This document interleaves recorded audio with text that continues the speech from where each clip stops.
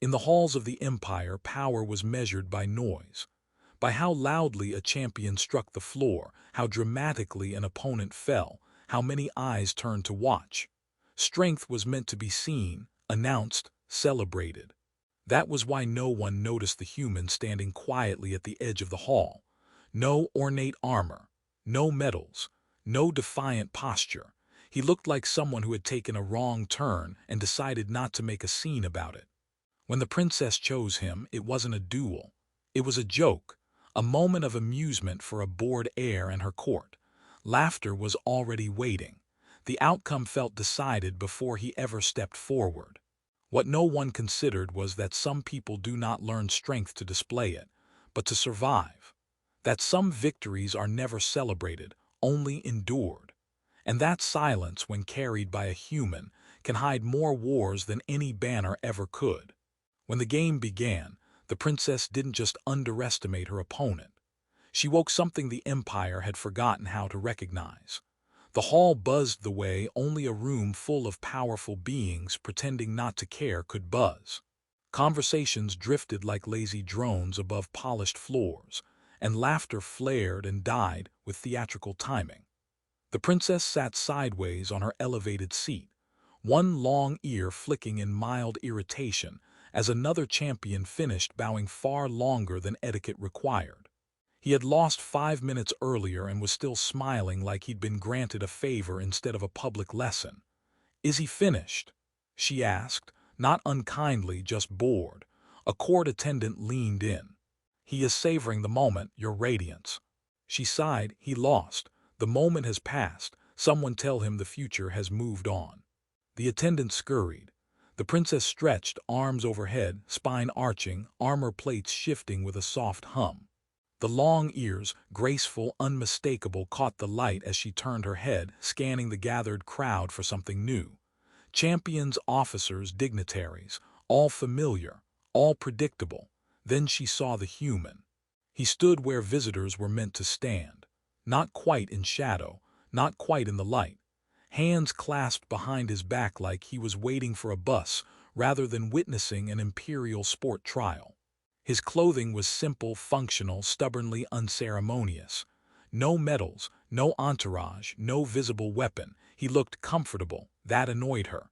She leaned forward, resting her chin on her knuckles. "Who is that?" A general followed her gaze. "The human delegate, your radiance." "That narrows it down terribly." "He represents Earth." "Yes, I gather the species.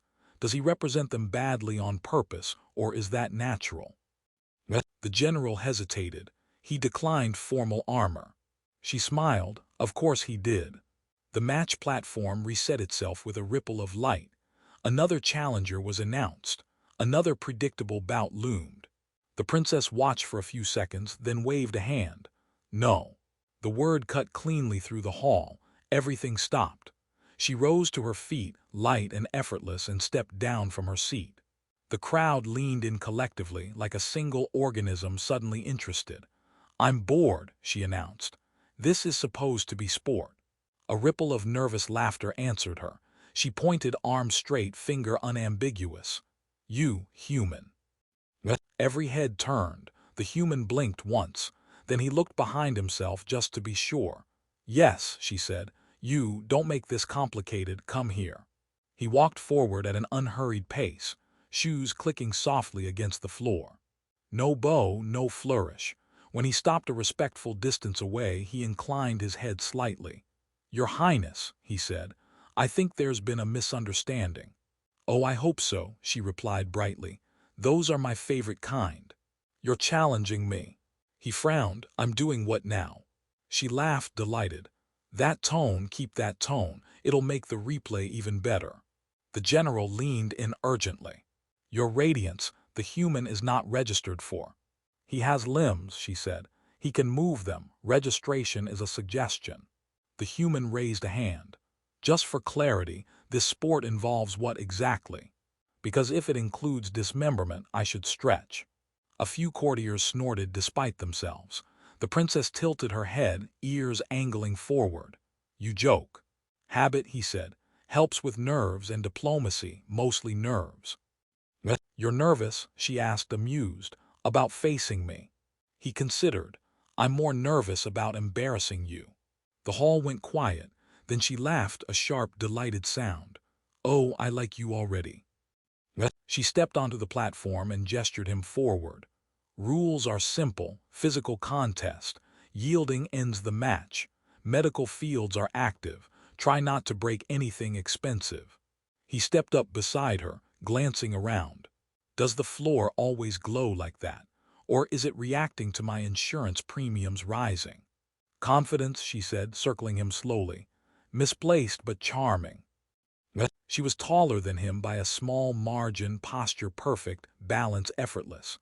Her long ears twitched as she studied him, searching for tension, bravado, fear. She found none of the usual markers. He stood like someone waiting for instructions at a coffee machine. "You don't look like a champion," she said. "I've been told," he replied. "Usually right before things go sideways." The signal chimed. She moved first, fast and precise, expecting the satisfying shock of impact. Instead, her strike met empty air. He had stepped aside, not back, not away, just slightly to the left, as if making room for her. She overextended by a fraction. He caught her wrist gently and let go immediately. "Sorry," he said. "Reflex." The crowd murmured. She stared at him, then grinned. "Oh, you're fun." They circled. She attacked again, faster this time, adding a feint and a spin that had dropped seasoned warriors. He blocked, redirected, moved with her, never against her, like he'd memorized the rhythm before hearing the song. "Where did you learn that?" she asked between strikes. "Long story," he said. "Involves gravity mistakes and bad coffee." She laughed and pressed harder. The platform adjusted, increasing resistance, shifting parameters. He adapted without comment. "You're holding back," she said. "So are you," he replied. She paused, genuinely surprised. "Excuse me." "You could have ended this already," he said calmly. "But you're enjoying yourself." Her ears flicked back, then forward again. "I am." She launched again, this time with everything. The crowd leaned forward, breath held. He caught her, stopped her momentum, and for a heartbeat they stood perfectly still, balanced in impossible symmetry. Then he let go and stepped back. "Your turn," he said politely. The silence was absolute. Somewhere in the hall an official whispered, "Oh." The princess straightened slowly, laughter bubbling up despite herself. "Human," she said, eyes bright. "I believe I may have underestimated you." He shrugged. "Happens a lot, I have one of those faces." They faced each other again. No mockery now, just curiosity and something new. Respect, perhaps, wrapped in humor and disbelief. The match continued, and the Empire watched, unaware that something subtle had already shifted, all because one bored princess had wanted a little fun. The platform recalibrated with a low, thoughtful hum, as if even the machinery had decided this match required reconsideration. Fields shifted. Gravity flirted with a slightly impolite angle. The air thickened just enough to make careless movement expensive. The princess rolled her shoulders and smiled broadly. "All right," she said. "No more warming up." "That's good," the human replied. "I was worried this was cardio." She laughed again, but it came out sharper this time, edged with focus. She moved not in a straight line, not even in a curve, but in a sequence that bent perception just enough to make the eye lag behind the body. The crowd gasped as she seemed to be in three places at once. The human sighed. It wasn't loud, but it carried. He stepped forward into the confusion instead of away from it. His hand came up, fingers relaxed, and one of her mirrored forms simply stopped, solidified, became her. She stumbled half a step, caught herself, and stared at him. "You hate illusions," he said conversationally. "They always break at the seams." She wrenched free and flipped back, landing lightly. "You just grabbed a phase-split projection." "Yeah," he said. "Sorry, reflex again." The general at the edge of the platform leaned toward an aide. "Is that possible?" The aide swallowed. "It is now." The princess circled him again, slower, studying him with open interest. Her long ears angled toward him, not for balance now, but attention. "You're not augmented," she said. No visible implants, no neural glow, you're not even synced to the arena. I asked if I could opt out, he said. The paperwork was intense. That wasn't a joke. Neither was that. She lunged low and fast, sweeping his legs while striking high. He jumped, twisted, landed awkwardly on purpose, and let himself roll. The audience winced. Oof, someone muttered. He popped back up, dusting off his sleeve. Okay. That one I felt. Good, she said. I was starting to feel ignored. They clashed again, and this time there was no illusion, no restraint. She fought like someone who had never lost and expected reality to keep that promise. He fought like someone who had lost often enough to memorize the taste of it and move anyway. Between exchanges, he spoke, breath steady. You always challenge visitors. Only when they look smug. I wasn't smug. You were calm. Worse. He grinned, fair. She caught his wrist again, harder this time, twisted, tried to force him down. The platform increased gravity under his feet, clearly on her side. He winced. Oh, that's rude. You're allowed to complain, she said.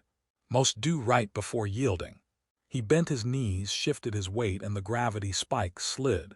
Not vanished, slid, like a heavy coat being shrugged off one shoulder.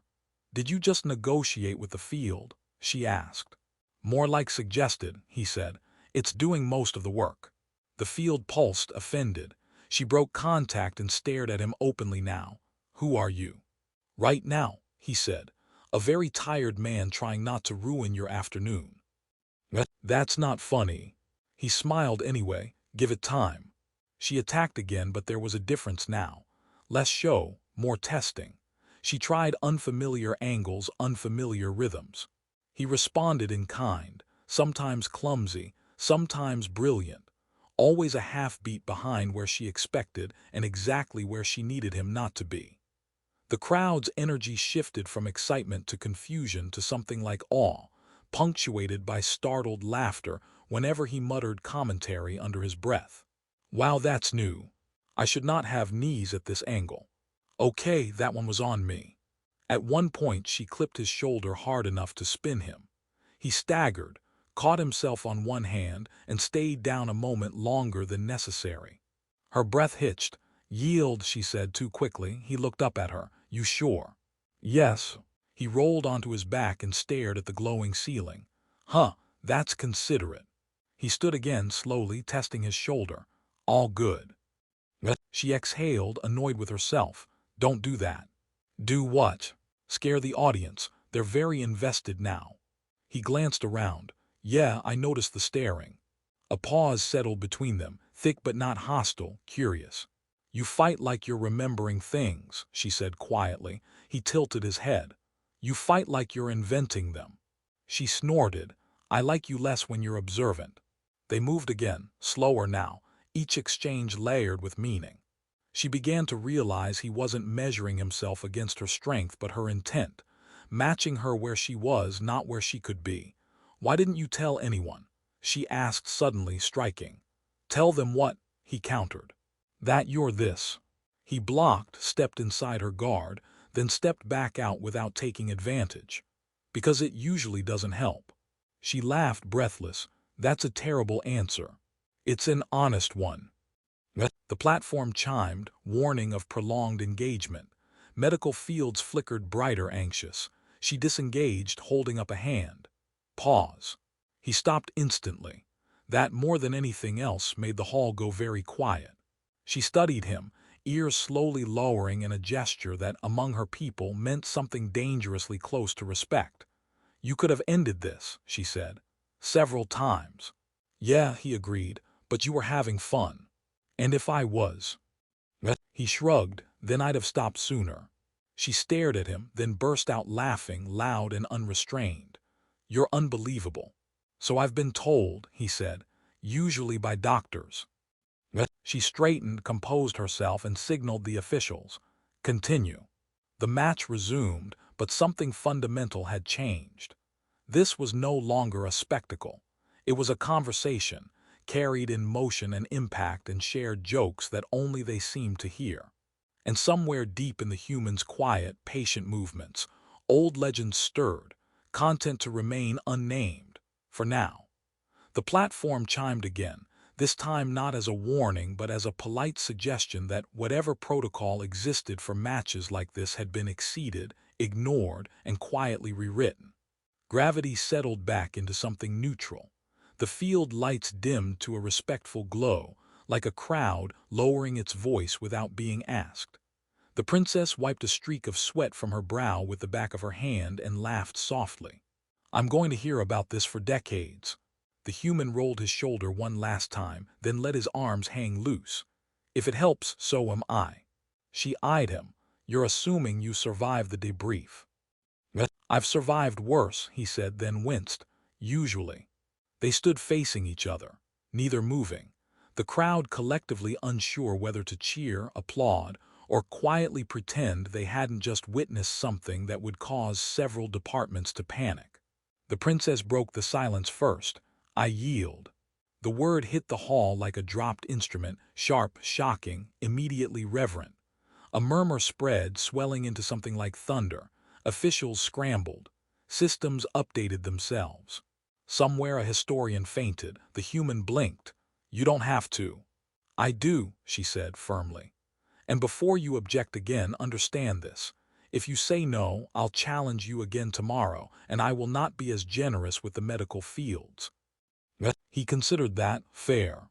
She stepped forward and extended her hand, palm open in a gesture that carried more weight than any crown. Thank you for not humiliating me. He took her hand gently. You did that part yourself. I just stayed out of the way. She laughed, relieved, genuine. You're insufferable. So I've been told, he said, by people who survived. They released hands, and something unspoken settled between them. Respect, yes, but also curiosity and the faint echo of a door opening where neither had known there was a wall. The court dissolved into controlled chaos. Advisors spoke at once. Generals argued with physicists. Medical drones hovered uncertainly, disappointed at their lack of purpose. The princess turned to the human again. You never answered my question. Which one? Who you are? He looked around the hall, at the banners and lights and watching faces, then back at her. Does it matter now? Yes, she said simply, it does. He exhaled, long and slow, like someone finally sitting down after a very long day. I was a soldier, then a problem solver, then a bad idea with good timing. Earth has a habit of producing those. She waited. I've fought in places where the rules broke, he continued, where physics took suggestions, where survival meant learning faster than the universe could kill you. At some point, people started calling me things. I never corrected them. Living legend, she said quietly. He grimaced. That one especially. She studied him with new eyes, not searching for power now but understanding. You don't act like one. Legends get people killed, he said. I prefer being forgettable. She smiled a little sadly. You failed. They walked off the platform together, side by side. It was noticed. It would be remembered. Later, much later, when the hall had emptied and the empire had begun the slow, careful work of recalibrating its assumptions, they stood on a balcony overlooking the city. Lights flowed like rivers below them, ships tracing patient arcs through the sky. You changed something today, she said. So did you, he replied. She glanced at him. I used to think strength was volume, display, noise. Victory so loud it silenced questions. And now, she said, I think it's restraint, humor, knowing exactly how hard not to hit. He smiled. That's a dangerous lesson. For an empire, she asked. For anyone, he said, but a useful one. She leaned on the railing, long ears catching the breeze. Will you stay? He thought about Earth, about old scars and older ghosts, about how tired he was of being careful. For a while, he said, on one condition. She arched a brow, already negotiating. I want to teach your champions, he said, not how to win, how to stop. She laughed softly. You really are unbearable. Still fair. Below them, the city moved on, unaware that its future had shifted slightly, quietly, because a princess had been bored and a human had been patient. For the first time in a long while, the human felt something loosen inside him. Not pride, not